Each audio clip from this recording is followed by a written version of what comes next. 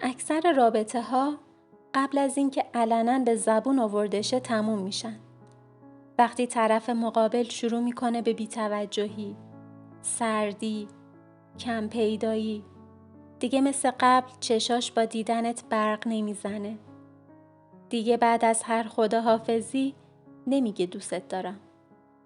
زیاد جویای احوالت نیست و کلی نشونه های دیگه. اما تو عمدن یا غیر عمد به این نشونه ها بی‌توجهی. خودت رو قانع میکنی که شاید سرش شلوغه، کارش سنگین شده، فرصت نمیکنه، ذهنش درگیره، یا سعی میکنی خودت یه طرفه و تنهایی آتیش رابطه رو گرمتر کنی، خودت رو پررنگتر کنی، برای اینکه دوباره بهت مثل قبل توجه کنه تلاش کنی. قلبت نمیتونه بپذیره اون آدمی که اینقدر دوستت داشت و قربون صدقه از زبونش نمیافتاد الان میخواد تنهات بذاره. تا وقتی به زبون نیاورده تمام وجودت داره تموم شدن رو انکار میکنه. همین که به زبون اومد انگار یه سطل آب یخ ریختن روت. از داخل داری میسوزی اما از بیرون یخ زدی. اولین سوالایی که میاد تو ذهنت ایناست: چرا؟ چی شد یهو؟ مگه عاشقم نبود؟ یعنی همه اون حرفا، خاطره ها، کارا همشون دروغ بود؟ نکنه من کاری کردم؟ شاید پای یکی دیگه وسطه. دوست من، بذار همینجا بهت بگم. اصلاً مهم نیست چرا. دونستن دلیلش به تو کمکی نمیکنه و اهمیتی هم نداره. تنها چیزی که مهمه اینه: اون تصمیم گرفته که بره. قبل از اینکه به زبون بیاره فکراشو کرده، بررسی‌هاش انجام داده، الانم چمدونش آماده و دم دره. همه چی تموم شده و تو قرار بارها از اون و خودت بپرسی چرا؟ چی شد؟ حتما اون از قبل جوابش آماده کرده. اما برای تویی که رها شدی هیچ جوابی قانع کننده و قطعی و منطقی نیست. ممکنه سعی کنی احساساتش رو تحت تاثیر قرار بدی تا نره.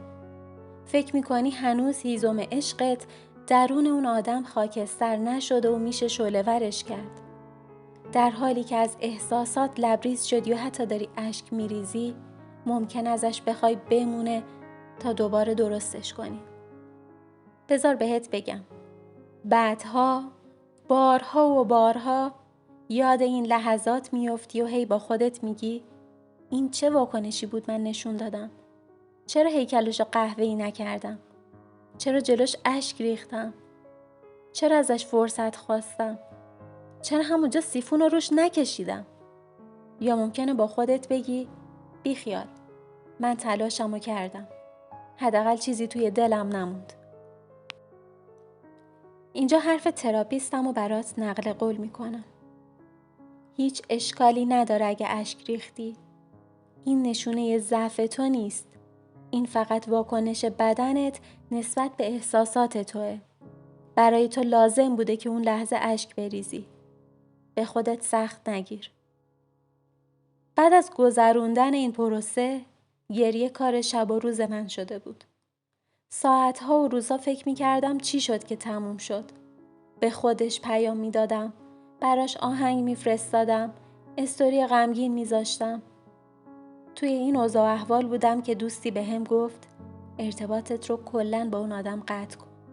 نه پیام بده، نه زنگ بزن و نه آهنگ بفرست. حتی استوری غمگین هم نذار. بهم گفت اگه میخوای خودت آهنگ غمگین گوش بده و زار بزن، ولی ارتباطت رو با اون آدم به صفر برسون. منی که از همه جا ناامید بودم و ذهنم کار نمی‌کرد، تو دلم گفتم چرا آخه؟ نمیخوام اتصالم باهاش قطع بشه. ولی همزمان که تراپی رو شروع کرده بودم به حرف دوستمم گوش دادم. بعدها فهمیدم این بهترین کاریه که میشه بعد از جدایی انجام داد. قطع کامل ارتباط با اون شخص. میدونم تو ذهنت کلی سوال بی جوابه. امید برگشت داری. پر از ترس و فکر و خیالی.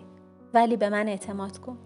این بهترین راه حل ممکنه. وقتی بعد از جدایی به طور کامل با طرف مقابلت قطع ارتباط میکنی، 2 حالت پیش میاد که هر 2 حالت به نفع تو میشه. حالت اول اینه که بعد از قطع ارتباط کامل اون شخص متوجه میشه دیگه جایی توی زندگی و ذهن تو نداره. حس میکنه تو به روال عادی زندگیت بدون اون برگشتی و حالت کاملا اوکیه. این قضیه یه ترسی رو به جونش میندازه و میخواد جایگاهی که از دست داده رو دوباره برگردونه و تو رو دوباره به دست بیاره.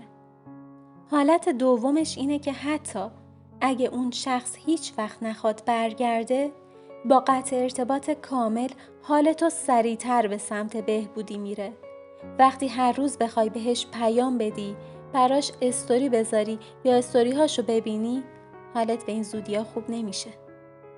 توی ویدیوی قبلی گفتم هر کسی با توجه به شرایط و روحیات خودش با جدایی کنار میاد و این پروسه رو میگذرونه.